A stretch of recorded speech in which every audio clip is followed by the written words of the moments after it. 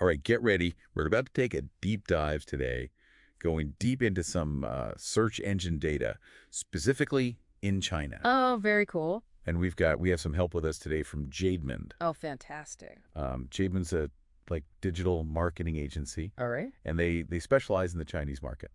That's a good place to specialize these days. That's a big market. Yeah. Yeah. And they're like the Sherlock Holmes of the Chinese internet, so we're excited to see what they've uncovered.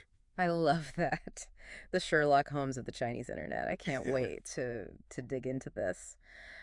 So what have they found? What's the mystery here? Well, the big mystery here is that Jademond is questioning the reliability of some of the data that we use to understand the Chinese digital world. Oh, interesting. So, like, what sources are we talking about here? What data are they questioning? So the data they're specifically looking at is search engine market share in China. Gotcha. And they're saying that a smaller, more focused data set can actually give us better insights than a huge, just broad one. I mean, that makes sense in a way, right? Like, if you're too broad, you might miss the nuances. Right. Yeah. And they're really looking at the StatCounter. StatCounter, yeah, that's the one that a lot of people use, right? Yeah, a lot of people use StatCounter. It tracks global search engine trends. Ah, right. It looks at website traffic, millions of websites worldwide. Seems pretty thorough, right? So what's the problem with the StatCounter then? Why doesn't Javen like it? Well, it seems very comprehensive on the surface. Yeah. But when you start to really look closely at China, some issues pop up. Okay, yeah. I mean, China's kind of its own world when it comes to the internet, right? So I could see how there might be some discrepancies or something. Yeah, and Jabin points to some pretty big red flags in the StatCounter data. Okay, like what? What kind of red flags? They point to some recent reports that show some really dramatic and kind of unlikely shifts in the market share in China. Huh. Okay. Like what? Give me an example. Well, they found that, according to StatCounter, sometimes Bing actually overtakes Baidu in China. Bing overtakes Baidu. That doesn't sound right. Yeah, it doesn't seem very likely, does it? No, not really. I mean, Baidu is like the Google of China, right? It's everywhere. It's deeply, deeply embedded in the Chinese internet. Right, right. So how does Bing suddenly become more popular than that? Yeah, it's a head scratcher for sure. It is. So that's why Jademond decided to really dig in and do their own research. Okay, so what did they do? Well, they did a big study of Baidu SEO. All right. And they looked at the top search results. Thousands of keywords they looked at. Wow, that's pretty extensive. Yeah. Okay, and what did they find? Spill the beans. Well, they found that StatCounter's tracking code, the code that actually collects the data, is only on a tiny fraction of those top Baidu pages. Oh, okay. Like how tiny are we talking? Like 0.01%. 0.01%. Yeah, super tiny. So it's almost like imagine trying to figure out what 1 million people eat, their dietary habits. Right. But you're only looking at what 10 people eat. Yeah. Right? Like that doesn't really give you an accurate picture, does it? No. No. That's Jademond's argument. Yeah, I mean, that makes sense. If StatCounter's data is based on such a small sample, like no wonder it's coming up with these weird results. Exactly. So I guess the question is, why is StatCounter's adoption so low in China to begin with? That's a good question. And there are a few reasons for that. Okay, lay it on me. I'm all ears. First, within China, Baidu Analytics is really the dominant player. Makes sense. They're kind of the home team, right? Right. Yeah. And it's also known as Tongji. Tongji, okay. And it's really integrated with Baidu's ecosystem. Yeah. So it makes sense that most Chinese websites would use that. Yeah. Yeah, absolutely. I mean, it's like trying to sell Pepsi in a Coca-Cola factory. It's just not going to happen. Yeah. So StatCounter is just not as popular because there's already a really strong local option. Exactly. Okay, that makes sense. But is that the only reason? No, there are a couple other things going on here. Okay, what else? What else is messing with the data? Another big factor is VPNs. VPNs. Oh, yeah, right, because a lot of websites are blocked in China. Right, like Google. Yeah, Google, Facebook, Twitter, the whole game. So people use VPNs to access those blocked sites. Right. To kind of mask their location and make it look like they're browsing from somewhere else. Exactly. So if someone in China is using a VPN to get on Google, StatCounter might think they're in, the US or wherever the VPN server is. Right. Even though they're physically sitting in, Shanghai or Beijing. Yeah, that's right. That's got to create a huge mess in the data, right? It really does. It distorts the picture of where the traffic's coming from. And it probably makes it look like international search engines are way more popular in China than they really are. Exactly. Okay, so we've got low adoption and VPNs messing things up. Is there anything else we should be aware of? One more thing. Okay, hit me. StatCounter's data also includes traffic from foreign websites that Chinese users are visiting. Huh. So even if they started their search on Baidu, if they end up on some random English website, that counts as international traffic. Yes. Oh, wow, that's tricky. So it's not just about where they start their search, it's about where they end up. Yeah. Man, that makes things even more complicated. It does. And it really shows how just looking at website traffic doesn't give you the full picture. Especially in a place like China where everything's, a little bit different. Yeah, very different. Okay, so we've established that StatCounter's data for China maybe isn't the most reliable. Right. But now I'm really curious about Jademond and their approach. Like, how are they getting more accurate insights with a smaller pool of websites? What's their secret? That's the big question, right? It is. It is. And Yeah. I'm dying to know the answer.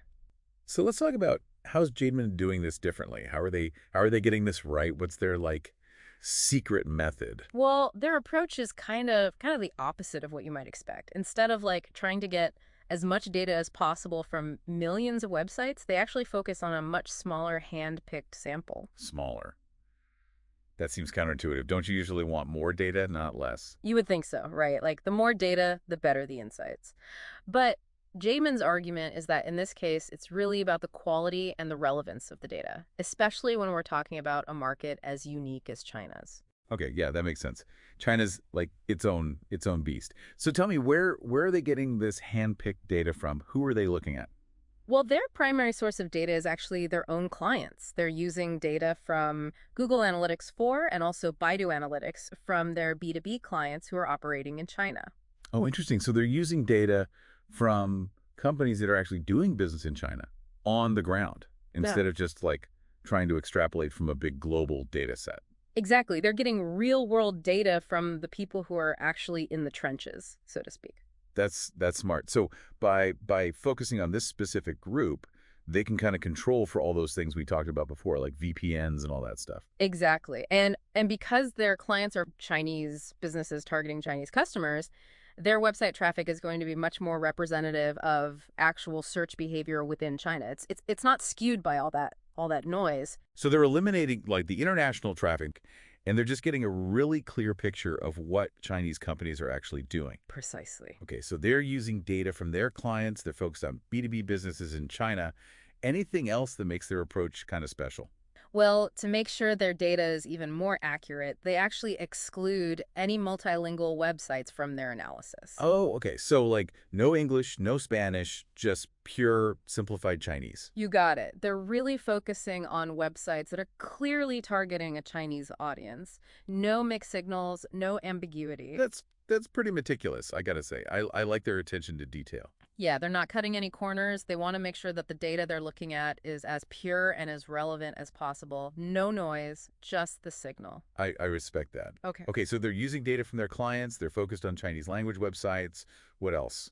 What else sets them apart? Well, they also don't just take the numbers from these analytics platforms at face value. Okay, so they double check. Yeah, they cross-check the data with click data from something called Webmaster Tools. Yeah, Master Tools. What's that? It's another tool that's used for tracking how people are actually finding websites. So they're basically triangulating the information, looking at it from different angles to make sure it's accurate. So they're fact-checking the fact-checkers. That's one way to put it. It's a very thorough approach, but it's necessary when you're trying to build a reliable picture of something as complex as the Chinese search landscape. Yeah, especially for a specific niche like B2B businesses. Exactly. They're not trying to boil the ocean. They're focusing on a specific area and making sure they understand it inside and out. I like that. But I guess the big question is, even though they're analyzing fewer websites, can their insights actually be more accurate than those from StatCounter? Does less actually mean more in this case? That's the million-dollar question, right? Sure. And Jademond's answer is a pretty confident yes. Okay, so they're saying their insights are more accurate.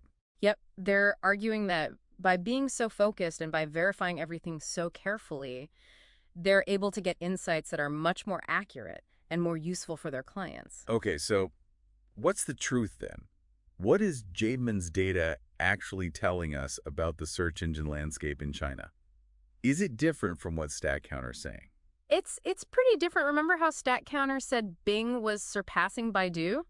Well, Jademond's findings paint a very different picture. Okay, I'm ready for the big reveal. Spill the tea. Okay. So StatCounter, like you said, suggests Bing might be like on top in China, but Jademond, they have a very different story. Yeah, what's their take?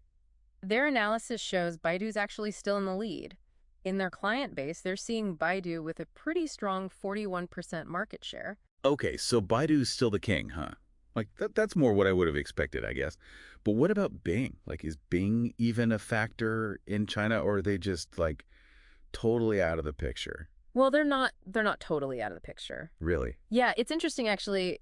Jademond's data shows Bing has a decent chunk of the market too, like 39% within their client base. 39%? Wow, that's way more than I would guessed. Right. It's pretty surprising. So why is Bing doing so well, especially when, like, Google's kind of struggling there? Well, here's the thing. Remember, this data is specifically from B2B companies. Right, businesses.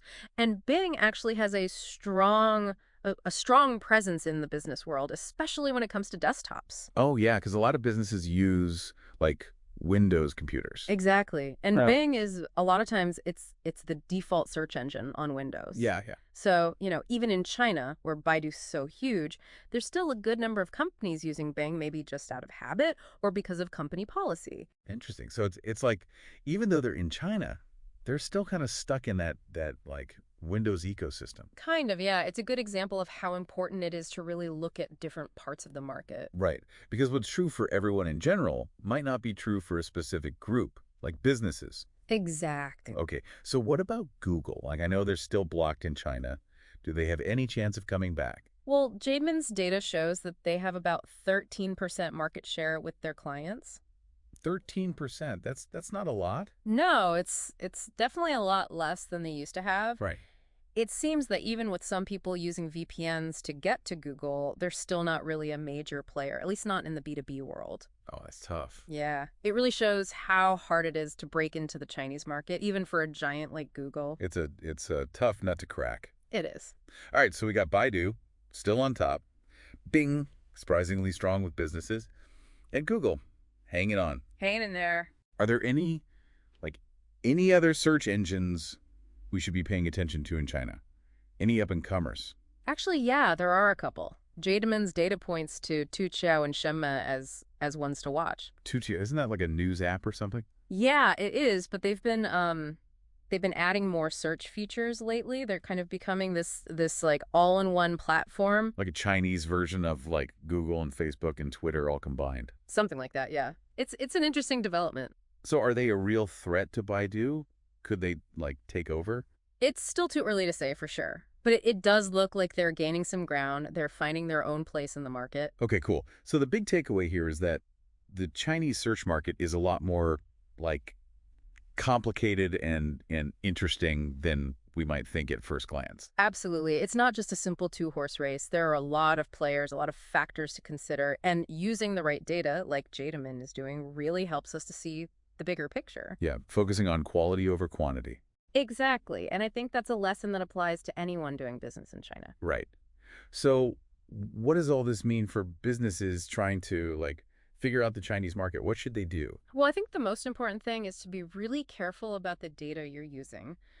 Don't just blindly trust those generic market share reports. Yeah, they might not be telling the whole story. Exactly. You have to really think critically about the data, where it's coming from, who it represents, and whether it's actually relevant to your specific target market. Like, is this data really about my customers? Yeah. If you're a B2B company in China, you need data that reflects what other businesses are doing, not just what the average person is doing. So what can businesses do to, like, get better data, more accurate data about the Chinese market? Well, if you have the resources, hiring a specialized agency like Jademond can be a really good move. Yeah, they can kind of guide you through all the complexity. Exactly. But even if you're not ready to hire an agency, there are still things you can do.